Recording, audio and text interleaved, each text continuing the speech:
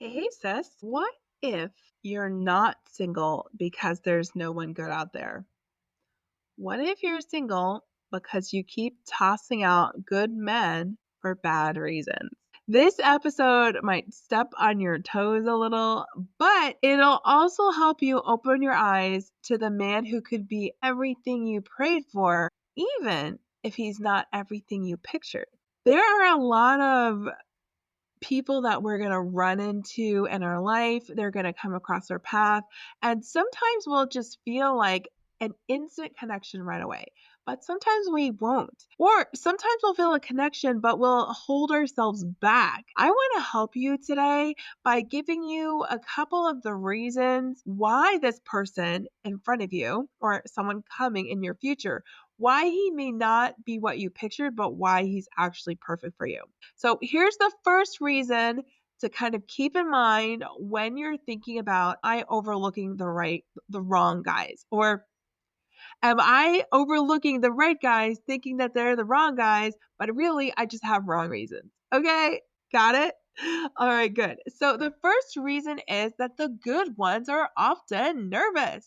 The good ones are often like shy and awkward and just doing their best. But listen, Christian men don't get dating coaches. They simply don't. And they probably don't listen to podcasts on how to pick up women or how to a woman, like men, like straight up do not know how to court women. They simply don't. And they're often really, really nervous. They're not always smooth and confident or cool. And that's okay. Like, don't write off a guy just because of early awkwardness.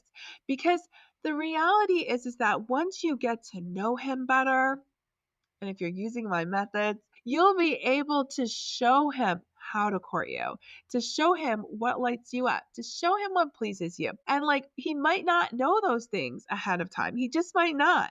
But you're going to if you see within him a desire to get to know you, a desire to make you happy, even if he doesn't know how to make you happy, but a desire to learn how to make you happy.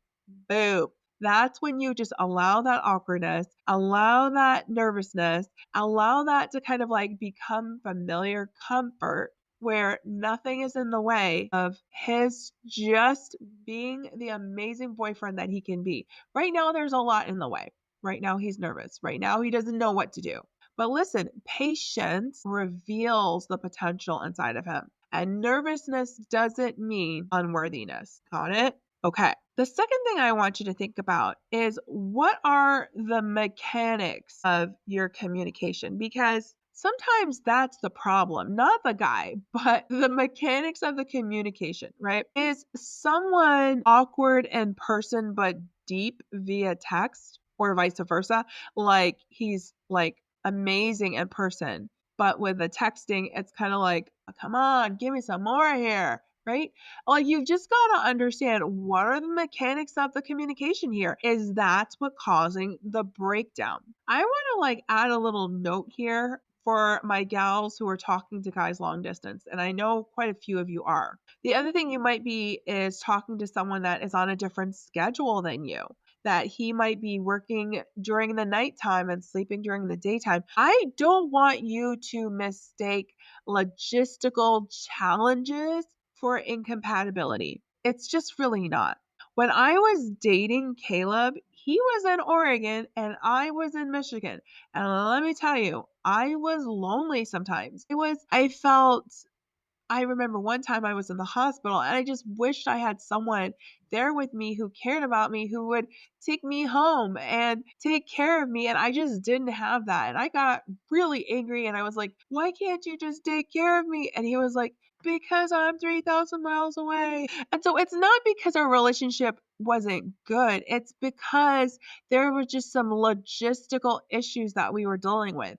And we can really toss out a great guy when it's just the situation that we're frustrated with. So listen, in this situation, and like any situation like this, I encourage you just to offer grace. Evaluate the connection, not just the mechanics, not just the the situation and evaluate the connection, not just the situation. The third thing that we kind of do sometimes is we fall into the ego image trophy trap. So I want you to ask yourself, am I rejecting him because he doesn't make me look good?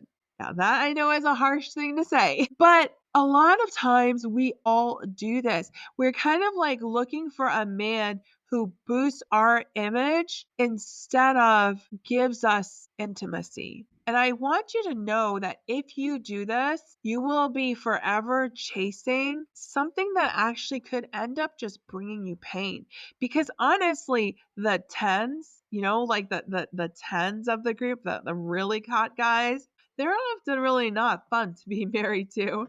Pride, vanity, performance, it doesn't make us feel safe. Like, it's not a safe love. And we can chase that. We can be like, this is what I want. I want a 10. I want someone who's amazing looking. Hey, I get it. I get it. We all want to be turned on visually. But at the end of the day, we get used to how someone looks. And we're not marrying someone for a highlight reel on Instagram. We're marrying a partner for real life. So ask yourself if the person in front of you wouldn't be great at that.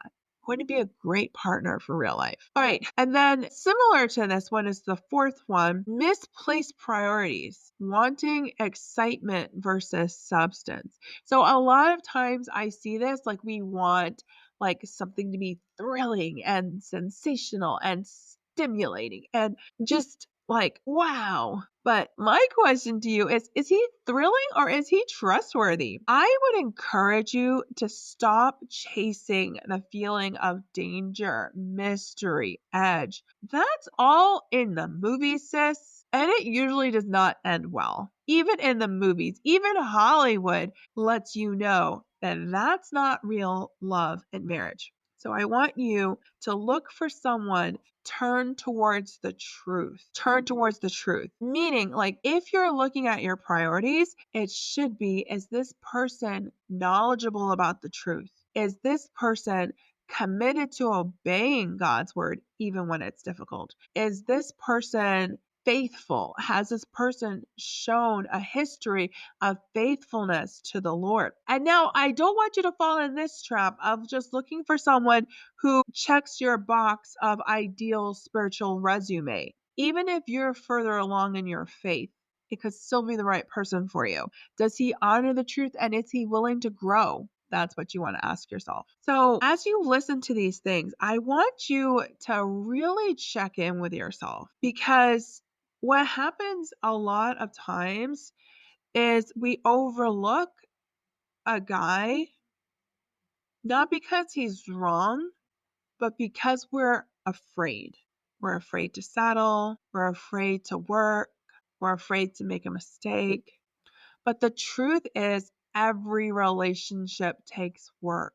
Every relationship does. And every marriage has disappointments. You're going to wake up in the morning and you're not going to see like fresh flowers and you're going to be disappointed. But when two people commit to learn how to love each other, it's beautiful. And when we understand the way someone loves us, it's beautiful. Because a lot of times we want to be loved in the way we want to be loved, and the other person may be offering a different kind of love. So don't be afraid of that. Don't be afraid of love looking differently from how you thought it would. Not while we're on the subject of fear, instead of looking at the guy that you're talking to and asking yourself, what's it going to be like when we get married? Just focus on the next step ahead. Don't leap 5-10 years ahead in your mind. Did he just propose to you? No. Then marriage isn't on the table yet. You're just deciding if he's worth a second or a third date, not a lifetime. So here's this quote from me, your sister, Coach Michelle. The only risk you're taking is the next step.